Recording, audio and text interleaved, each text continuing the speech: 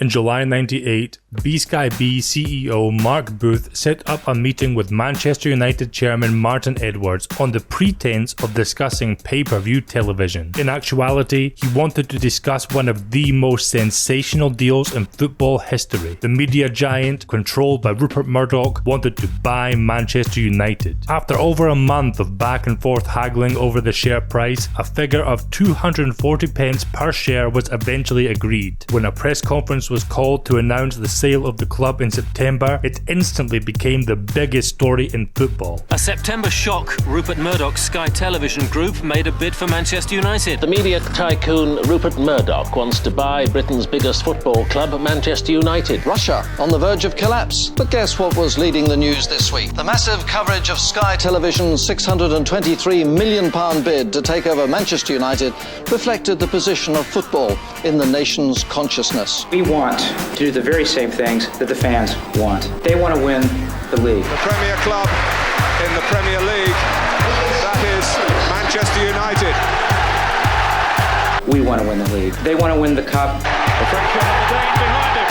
The first, needless to say, I suppose, Frenchman to lift up the cup. We want to win the cup. They want to have the most talented players and the best manager, and so do we. They want to compete at the highest level, and so do we. And they don't want us to go mucking up things which don't need to be changed. And we have no intention of doing that. The share price went through the roof as the stock market reacted positively. You're already a rich man, so why do you need extra money, £87 million? I don't need extra money. Judging by some of the reactions today, you would have thought Rupert Murdoch had lashed out with his feet, kicked an opposing defender, and put England out of the World Cup. In fact, all he wants to do is buy England's biggest club. When he was trying to buy Manchester United, did him up in pointy ears and horns and said Red Devil. Well, the only person in Britain who thinks Rupert Murdoch should own Manchester United raised their right index finger, and he was going like that. The intensity and the amount of coverage it got was beyond what I was expecting, I have to say. The reasons Murdoch had chosen Manchester United were obvious. Firstly, since United were floated on the stock exchange in 1991, Edwards had turned them into the most marketable, profitable global brand in football. We were really the pioneers in terms of turning a football club into a thriving business. In those days, when I took over of Manchester United in 1980, we were not a profitable club. So I had to make it commercial. I had to make it a business. Otherwise, how do you buy players? How do you compete on a wage level? How do you build a new stadium? The fact that football was so vital to the future of any platform made it obvious to look at what alternatives there were for us to be in the football business itself. And Manchester United was the best option. It had international brand, it was a great team, it had great ownership. And so you look at that and go, well, that'd be nice to have a piece of that. When we floated, we expanded as well. We built up the merchandising, we set up a separate company. I brought in Edward Friedman. I had to spend more time with him building up the merchandising and all the rest of it. The catering became bigger. The club generally grew and grew. But this wasn't just about money, it was about power and control. Murdoch already had a stranglehold over the broadcasting rights and was hungry for more. Whoever owns Manchester United effectively controls the Premier League. The Premiership simply cannot do anything against the wishes of its most powerful club. It would give BskyB an effective veto over any decision, said one football expert at the time. The Premier League chairman met to strike a new 4-year deal with Sky worth more than £600 million. Since we came along and put the Premier League on television instead of paying a lot of money for it, we have seen a total transformation of British soccer. When Sky bought the Premier League, absolute game changer for football in this country. Why is the Premier League the best in the world? Rupert Murdoch. Bottom line, doesn't get the credit he deserves, but it was. He already had the newspapers backing him up. Now he had the TV, and he was going to get the club as well. It was clear what the motive was. Some people said it was unfair that the Premier League had a television deal with a company who owned one of the clubs involved, and that was inherently unfair in terms of competition law and so on. Even if he's mainly doing it to keep a grip on television rights, no one else would be so vilified for daring to buy a football club. And while there were a few fans who backed the deal, he's going to make the club the biggest club in the world. And that can't do no bad for the club at all. The European League's going to come about anyway, and I think he'll be there doing the best for United. Well, if he gets it right, he'll be a hero, but if he gets it wrong, he's going to be a villain. The majority were furious, fearful, and ready to fight. Football fans aren't stupid. Their football club matters more to them than many other things in their life. In the Open, United fans, both here in Manchester and around the world, are busy speculating on what involvement with Rupert Murdoch might mean. I think the club should belong to the people of Manchester and the people of Britain, not to one mogul to play with as he wishes. It's always been like working man's club, really, but now most interested people in suits, really. I think it's absolutely ridiculous. He's put his finger in every single pie, and I think it's absolutely ridiculous. And I feel particularly sorry for the fans. Rupert Murdoch is already a very dominant media magnate. To have him taking over football as well will vanish the independence of Manchester United. I think ultimately it might take a lot of the enjoyment away for the real fans of the game, because I think it's going to distract from the game itself, and it's going to be more about money and power and that sort of thing rather than the actual sport itself. I'm against monopolism, and I'm not too impressed with the way Rupert Murdoch's trying to take over an empire, so not too impressed really.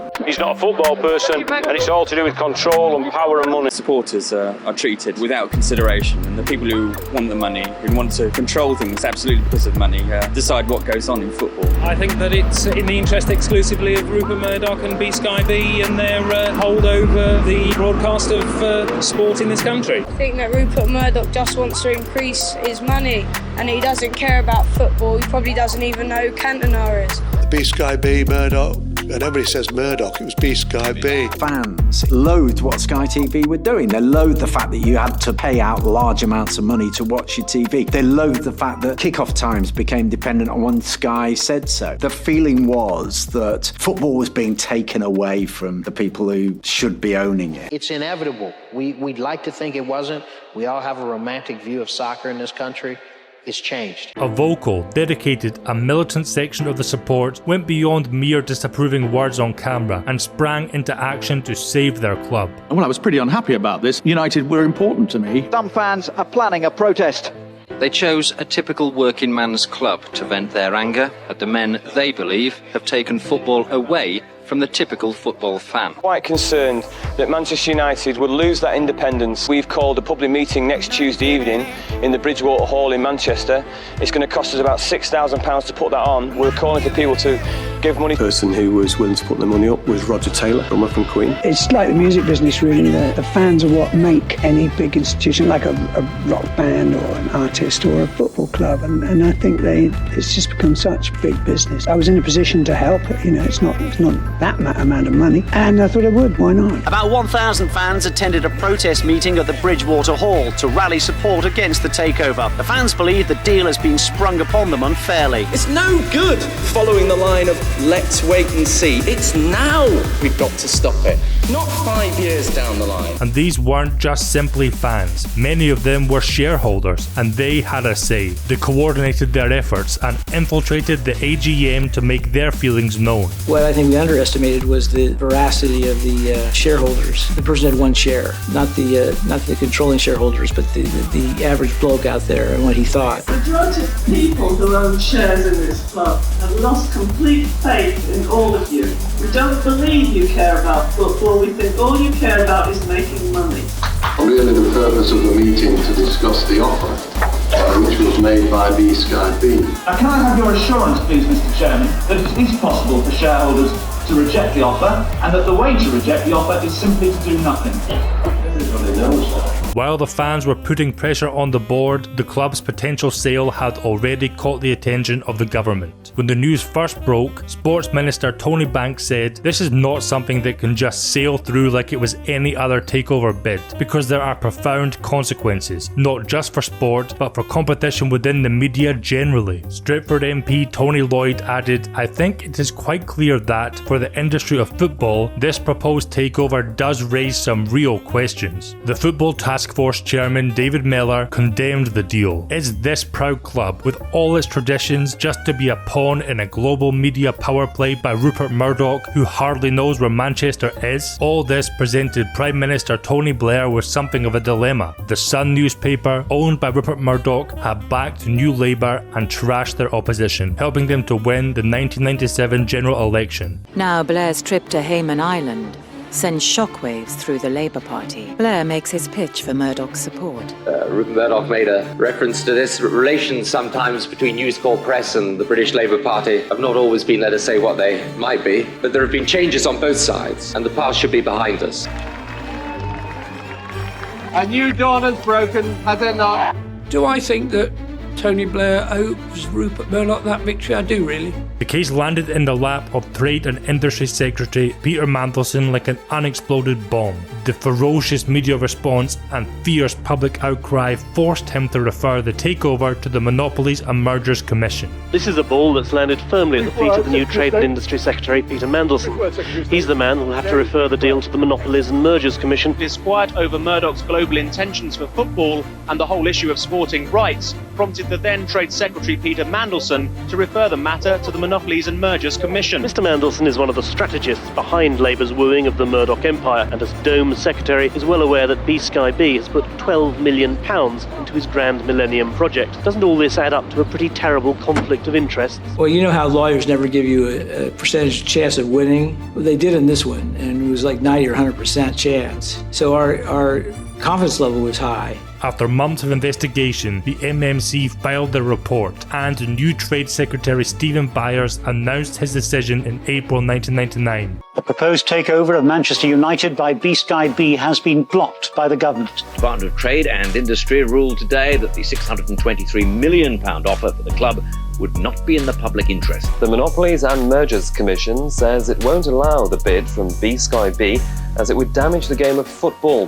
The move's being welcomed by fans who'd campaigned against the takeover. The Trade and Industry Secretary Stephen Byers announced he's blocked the deal because it's not in the public interest. During Christmas, Stephen Byers took over from Mandelson after he was forced to resign. I have therefore announced to the Stock Exchange that in order to protect the public interest, I am blocking the proposed merger between Manchester United and BskyB. We're disappointed, but we don't consider it a blow to Sky.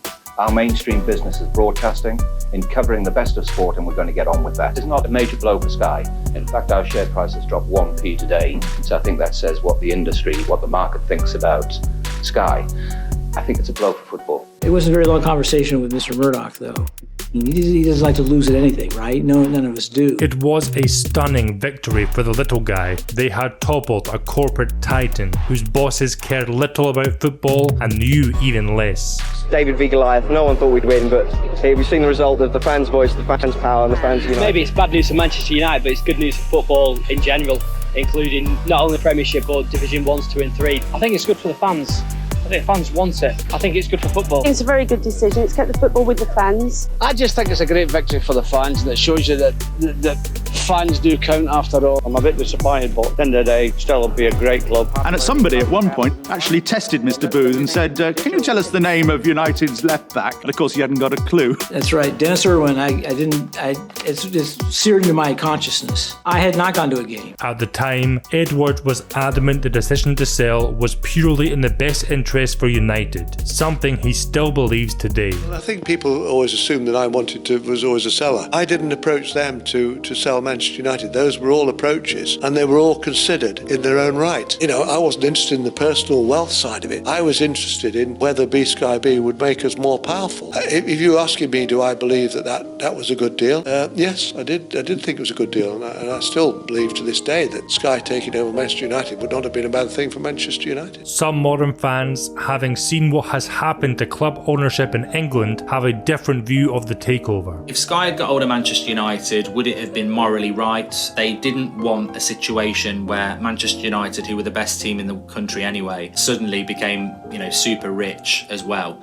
So they stopped it. The ironic thing is that other clubs have been afforded that opportunity now, with Manchester City and Chelsea as well. So I think if that had happened, Manchester United would have been unstoppable. It's an absolute fucking shit show. The Monopolies and Mergers Commission wouldn't allow Rupert Murdoch, who, by the way, I am not sitting here saying let's defend Rupert fucking Murdoch, but the fact that Rupert fucking Murdoch was not allowed to buy Manchester United, and then they allowed Roman Abramovich to come in, and they allowed that fucking crook Frank Sinatra, Taskin Sinawatra, that owned Manchester City prior to Sheikh Mansour, and then they allowed Sheikh Mansour to come in. They've allowed Saudi Arabia to come in. Football fucking needs an independent regulator. We can never know what the effects of BskyB buying Manchester United would have been for the club or the Premier League, but we can be certain they would have been profound. In the immediate aftermath of the government's decision to block Murdoch, cable tele company NTL dropped their plans to buy Newcastle United for £160 million,